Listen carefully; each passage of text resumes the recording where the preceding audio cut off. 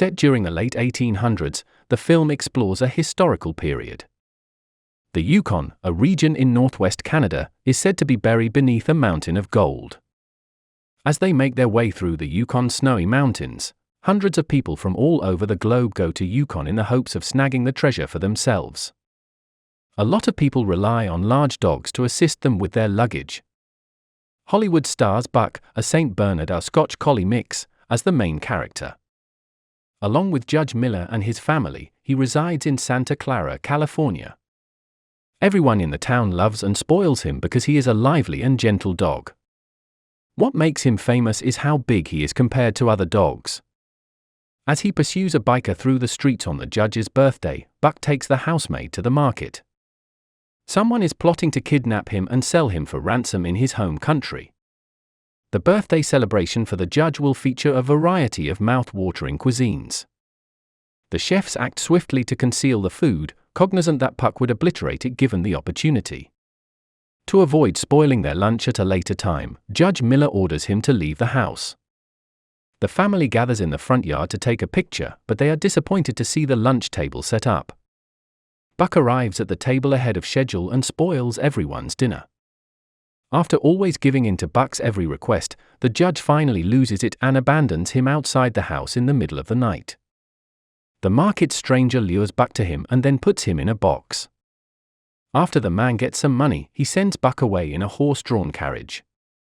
He attempts to summon his master inside the house through barking, but his efforts are in vain. Eventually, he finds himself being loaded onto a train and whisked away from his hometown. The following day, a guy opens the package. Buck tries to flee, but the guy tackles him and knocks him to the floor. It hits Buck like a ton of bricks that getting even will just make things worse. Following this, he settles down silently next to him. Because the cages are too small for Buck, there are a number of other dogs that are also in cages. He then goes outside after tying him to a pole. As soon as Buck sees his chance, he breaks the rope and gets himself free. He dashes outside in a flash, but his joy is short-lived as he discovers he is actually on a ship. Upon arrival at Yukon, Canada, the ship comes to a halt. There are a lot of people here, all seeking the rumored gold.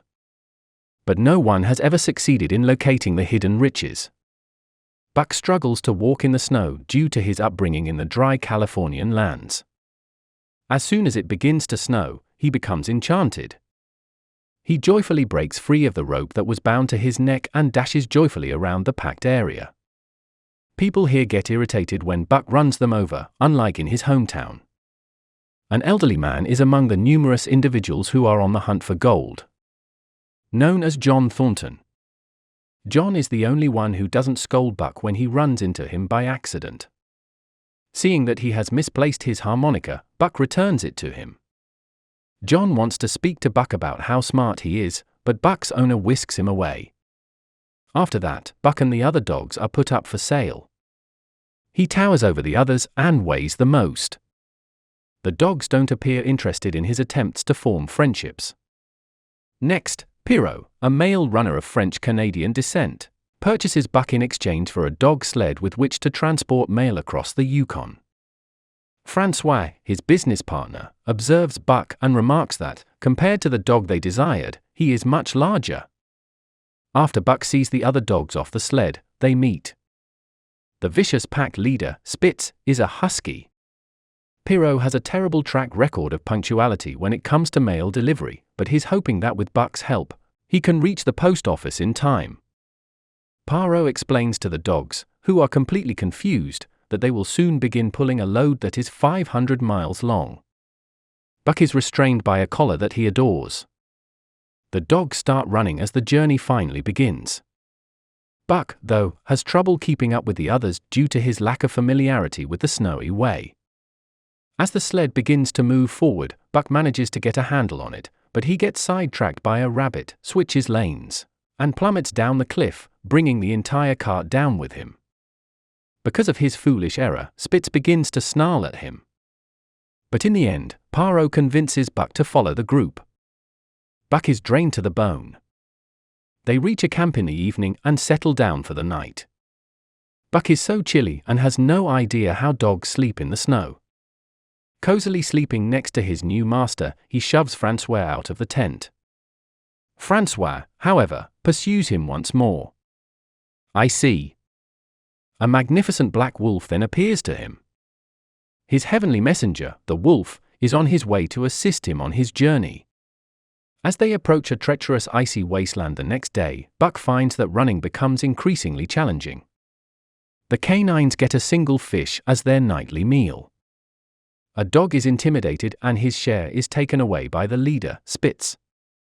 Without saying a word, Buck gives the poor dog his fish and then walks away.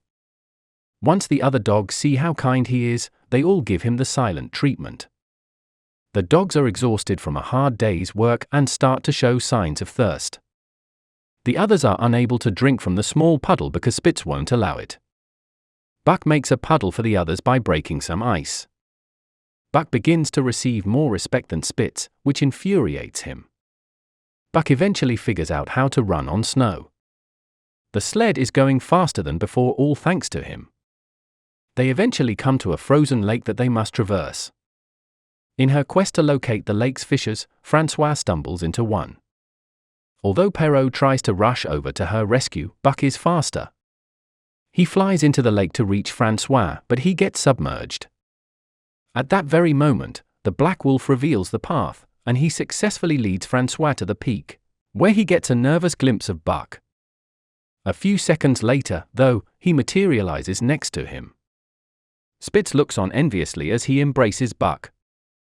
As the night progresses, Francois, Buck and Perrault engage in conversation while seated by the fire.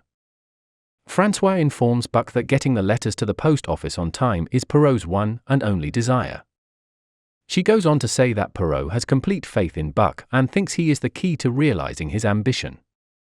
From a distance, Spitz listens to their conversation and becomes envious. He later brutally hits Buck after challenging him in front of the pack. Buck is so exhausted that he passes out at some point. While the rest of the pack cowers in fear in the face of Spitz, one courageous dog dares Buck to take a stand. When Buck hears the commotion, he gets to his feet, intent on putting up a fight. Within seconds, he manages to knock Spitz to the ground. As Buck's victory is celebrated by the others, Spitz stealthily withdraws from the group. Spitz is quickly located the following day when their masters get up. So, they're going to keep on traveling. Buck takes the lead as the new pack leader, but Perrault has other plans. The dog stubbornly resists his attempts to fasten the collar around its neck. With Buck already formally recognized as pack leader, Perrault discreetly fastens the collar to him. Even though they're traveling faster than before, they encounter a snowstorm halfway through the journey. Buck notices his guardian on the right side and realizes they must go right, despite Perrault's request that they change directions to the left. In defiance of Perrault's order, he fights off the snowstorm and saves everyone. It takes some time, but they make it to the post office on schedule in the end. The distribution of the letters to the residents of one of the cabins makes Perrault very happy. As John Thornton hands the letter to his wife to be delivered, he reflects on his son's death. He is aware of Buck after receiving a letter. Perrault learns that the mail route is being taken over by the telegraph, rendering his services unnecessary. He reluctantly gives Buck up as a master and sells the dogs to a store. Eventually, a guy called Hal sees the dogs and decides to purchase them to use as luggage carriers. He then fastens the canines to a sled that is laden with a woman and several bags of luggage. The dogs can't stand the weight, but Hal refuses to give up. He then orders his brother-in-law Charles to strike the dogs, but John intervenes just in time. Due to the impending snowstorm, he advises that they postpone setting out on the journey for the time being. Instead of listening to him, Hal has the dogs pull the bags. They quickly become exhausted and collapse under the weight, further infuriating Hal.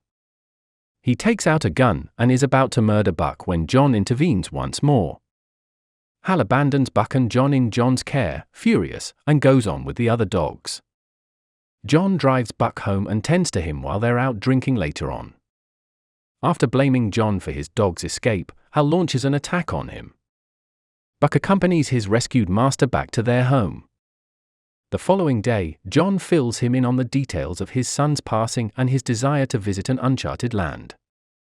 Later on, he extends an invitation to Buck to accompany him on the journey. They return to John's house after a few days of traveling on a rowboat. When Hal discovers the map, he knows that John and Buck are out looking for gold. Meanwhile, due to the boat's damage, John and Buck decide to abandon it and walk on foot.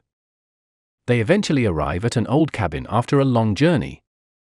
Wolves howl in the forest at night, and Buck hears them. However, John assuages his fears by explaining that they are actually his forefathers. The following day, while taking a dip in the river, John discovers a nugget of gold. The long-sought Yukon treasure has been found by him at last. After spotting a white wolf sprinting into the woods, Buck makes the decision to pursue her. He approaches her in an attempt to befriend her, but she flees in terror. He keeps an eye on the wolf pack the following day. In the nick of time, Buck saves a wolf from plunging into the river as it tries to hunt. At long last, Buck is welcomed and accepted as one of the pack's own. After a while, Buck joins them outside to play and go hunting. John notices as well that he has at last discovered his home. John returns to his own family after seeing Buck's with his. He tells the dog that they're going to have to say goodbye. After saying his final farewell to John, Buck reluctantly returns to his pack. But Hal assaults John in the middle of the night and burns down his cabin. As they fight, he arrives with the intention of killing John and exacting his revenge. John takes a bullet to the gut. Just as Hal is about to kill him with a gunshot, Buck rushes to his master's rescue. He finally puts an end to Hal when he seizes him and hurls him into the cabin that is on fire. Before John takes his last breath, he sits down by his side. He is abducted into the woods the next day by the white wolf who comes to get him. Through the years, Buck has a family with the white wolves. He guides the group and encourages its members to face their fears head-on. Buck has finally become his own boss.